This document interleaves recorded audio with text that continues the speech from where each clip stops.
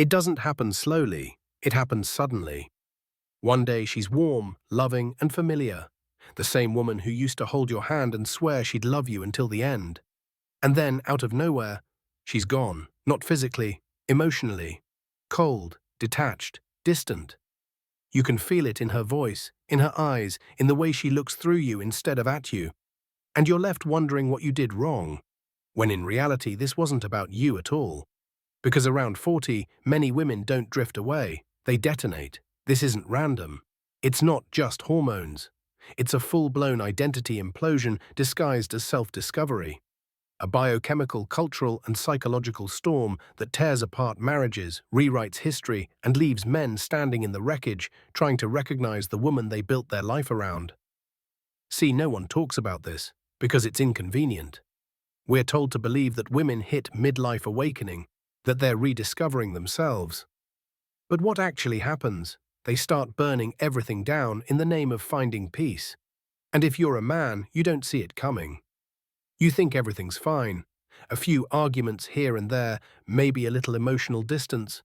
But behind that calm exterior, she's already halfway gone, mentally rewriting your history together, quietly convincing herself she's unfulfilled. And by the time you realize something's wrong, she's already built an escape plan in her mind. You'll hear phrases like, "I just need space," or "I love you but I'm not in love with you." You'll watch her go cold, not because she stopped caring overnight, but because she's convincing herself that she has to, that walking away is strength, that destroying what she built is growth. It's not madness, it's a pattern. Every day, men across the world are blindsided by a storm they didn't even know was forming. Good husbands, fathers, providers, all suddenly cast as villains in a story they didn't write. And society claps for her as she walks away. No one talks about the collateral damage, the confused kids, the heartbroken men, the families split in half, all under the shiny banner of self-love. This isn't empowerment, it's emotional warfare. And the worst part? You can't stop it. Because by the time she detonates, it's already too late. She's rewritten the past, repainted herself as the victim, and turned your love story into a cautionary tale. So if you've ever wondered why so many men in their 40s look lost, it's not because they failed, it's because they were hit by a storm no one warned them about. A storm that society calls freedom. But for men, it feels like standing in the ruins of a life they thought would last forever.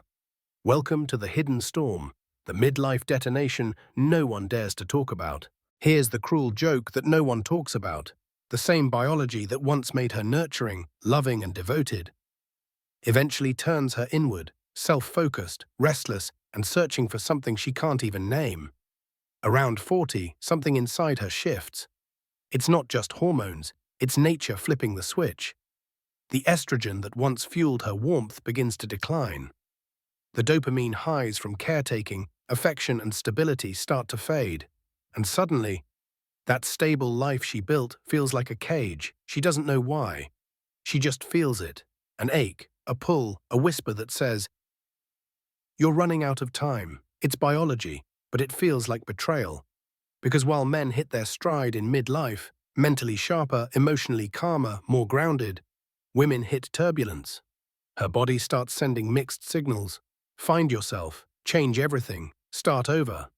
And in that chaos, she mistakes confusion for clarity. That's why so many women at this stage suddenly want to redefine their lives. They start journaling about purpose, posting about energy, healing, and rebirth, when what's really happening is biochemical withdrawal. Her nurturing instincts no longer give her the same reward, so she turns that energy inward. She doesn't want to mother anymore. She wants to matter. And here's where things go dark. That inward focus comes with collateral damage.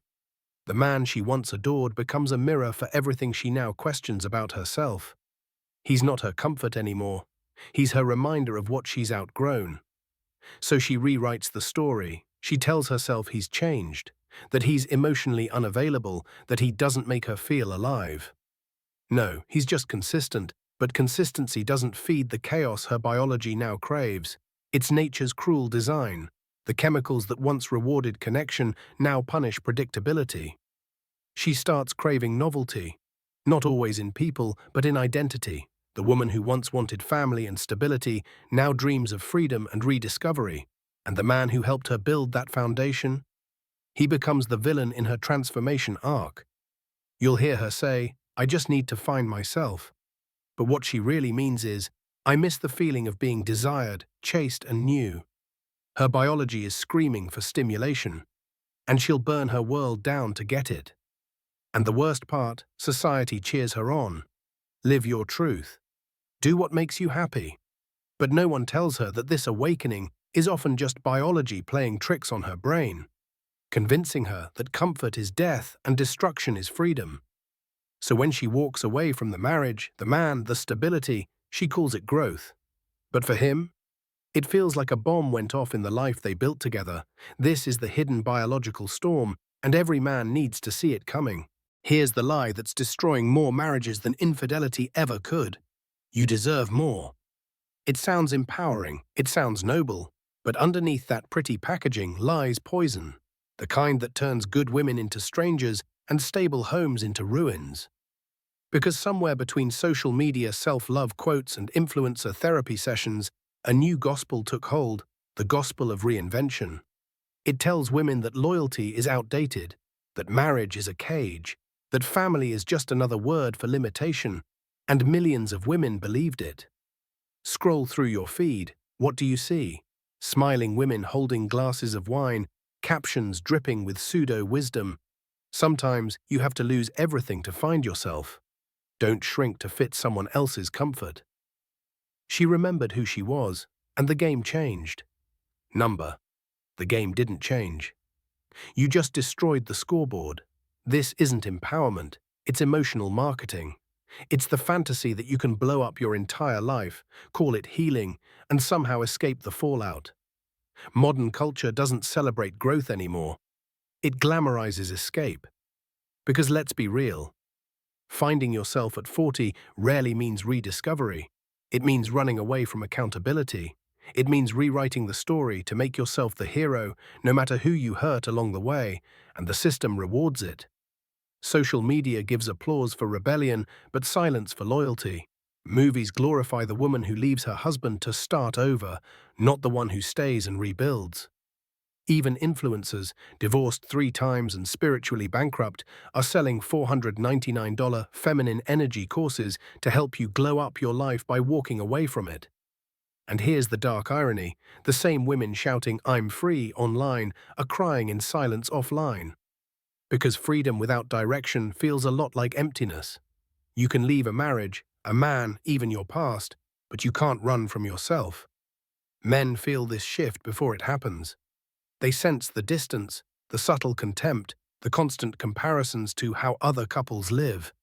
Suddenly, the life you built together, the home, the history, the stability, isn't enough anymore. Because TikTok said she deserves more. It's cultural brainwashing disguised as empowerment.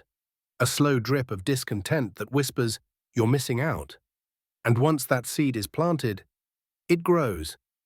Until every act of love looks like control, and every bit of comfort feels like confinement. This is the illusion that happiness is somewhere out there, just waiting to be discovered once you burn everything you've built. But here's the truth. Most people don't find themselves by walking away. They just lose the version of themselves that could have grown if they'd stayed. So when she walks out the door, convinced she deserves more, she's not chasing freedom. She's chasing fantasy. And by the time reality hits, it's already too late. Because culture never warned her that more doesn't always mean better. It never starts with a fight. It starts with a look. A quiet sigh when you talk. An eye roll when you share an idea. A silence that lasts a little longer than it used to. And before you know it, something has shifted. Not loudly, but deeply. This is how marriages die. Not with an explosion, but with slow emotional erosion. Not because she hates you, but because she's bored. At first, it's subtle. She's distracted. She laughs at her phone instead of your jokes. She criticizes small things, your tone, your habits, the way you breathe. You try to fix it. You try to communicate, but the more you try, the more she retreats. Because this isn't about fixing anything. It's about her slowly falling out of respect. See, respect is the backbone of attraction. Once it fades, love turns mechanical. And when a woman stops respecting you, everything else starts to decay. The warmth, the touch, the softness in her voice. You become tolerated, not cherished. The irony? It's rarely because you did something wrong. It's because she's chasing a feeling that no one can give her. Not anymore. The fantasy of excitement, of emotional highs, of being swept away by something new. And the more stable you are, the more invisible you become. Men don't notice it at first. They think it's just stress or work or hormones. But it's none of those things. It's a psychological drift, the point where comfort becomes contempt. She looks at you and doesn't see the man she fell in love with. She sees the life she's started resenting, so the tone changes. Can you not? Becomes more common than I love you. Affection turns into obligation. Intimacy becomes negotiation, and the woman who once looked at you like you were her world now looks through you like you're just another piece of furniture in it. That's the emotional erosion. Not sudden, not dramatic, but constant. Every joke dismissed, every idea ignored, every moment of silence growing heavier until you can feel the distance sitting between you like a third person at the table. She doesn't leave yet. Not physically, but mentally, she's already halfway out the door, and you can feel it. You start walking on eggshells. You start apologizing for existing. You start begging for scraps of affection that used to come naturally. You think you can win her back by being nicer, more attentive, more available. But that's not what she wants. Because deep down, she's not waiting for you to change. She's waiting for an excuse to justify leaving. That's how it happens. Not with hatred, but with indifference. Not with anger, but with absence. She doesn't destroy the marriage with one decision. She erodes it with 1,000 little moments of quiet disrespect. Until one day, you look across the table at the woman who once loved you and realize she's already gone. Here's the part no one warns you about. When she decides to leave, she doesn't just walk away from you. She rewrites you. Everything that was once love becomes evidence. Every moment of devotion becomes a weapon. Every mistake becomes your defining trait. You don't just lose her, you lose your story. It starts subtly. She begins to talk about the marriage differently. What used to be, we built this together, turns into, I carried this relationship. The years of shared struggle and compromise vanish under a single line. He never made me happy. And the scary part, she believes it. Because once she decides she's leaving, she has to justify it. She can't walk away from a good man, so she has to convince herself you were never one. Her mind starts editing the memories, trimming out the warmth, and highlighting the flaws. The vacations become fake smiles. The gifts become attempts to buy her love. The love notes become emotional manipulation. You were her husband, her protector, her best friend. Now you're the villain in her redemption arc. She'll tell her friends, her therapist, her followers, anyone who listens, that she finally saw your true colors. Not because it's true, but because she needs the story to make sense. No one wants to admit they blew up their life for no reason, so she gives herself one. You'll see it in the way she talks about the past. Suddenly, the woman who used to say, we've been through so much together, now says, I should have left years ago. The laughter, the memories, the small moments of intimacy, gone, erased, rewritten into fiction where she was the victim and you were the villain. And society eats it up. Because in today's culture, the man is always guilty. Guilty of not understanding, not communicating, not doing enough. No one asks her what she stopped doing. No one asks what she ignored or how many nights you went to bed trying to fix something she'd already decided to break. It's a psychological rewrite, a survival tactic. Because guilt doesn't fit into the new narrative of empowerment, so she paints you darker to make her new chapter look brighter. And you're left standing in the wreckage of a story that used to be yours, watching her tell it to the world like it was always a tragedy. You'll see her smiling online, glowing, posting quotes about growth and healing. But what she's really doing is auditioning for validation.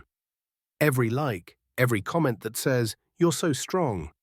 It's a vote of confidence in her new identity. The one she built on top of your ashes.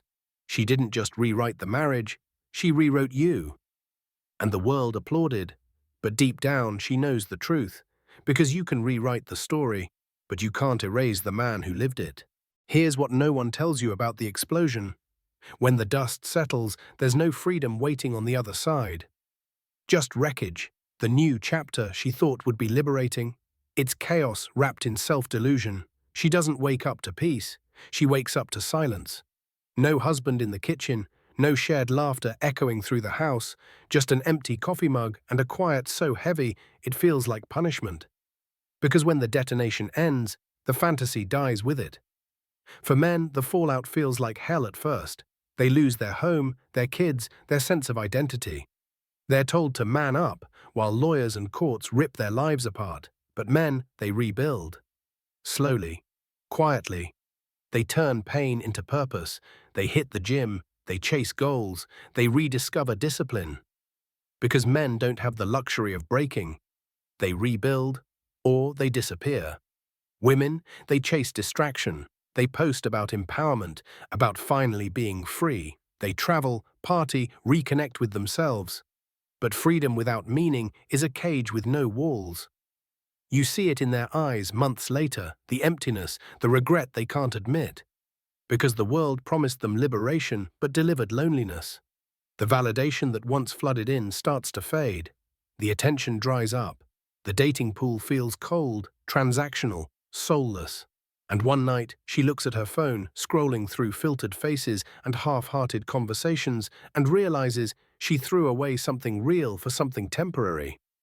Meanwhile, the man she left behind, the one she said changed, he's unrecognizable now. He's calmer, sharper, stronger, because the same fire that burned him also forged him. That's the cruel twist.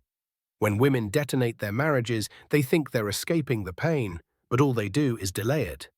They walk away from security, loyalty, and history, only to end up chasing men who'll never give them what they already had. The divorce papers get signed, the dust settles, and suddenly, independence feels overrated.